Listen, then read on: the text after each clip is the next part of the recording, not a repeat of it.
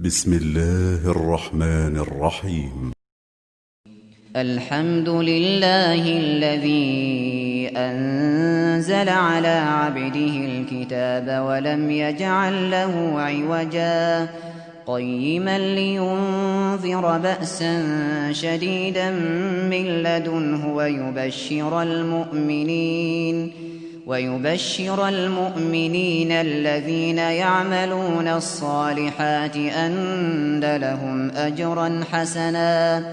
ماكثين فيه أبدا وينذر الذين قالوا اتخذ الله ولدا ما لهم به من علم ولا لآبائهم كبرت كلمة تخرج من أفواههم إن يقولون إلا كذبا فلعلك باخع نفسك على آثارهم إن لم يؤمنوا بهذا الحديث أسفا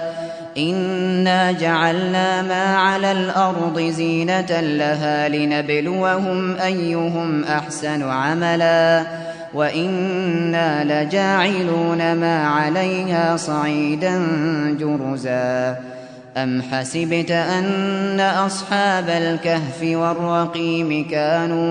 كانوا من آياتنا عجبا إذ أوى الفتية إلى الكهف فقالوا ربنا آتنا من لدنك رحمة وهيئ لنا من أمرنا رشدا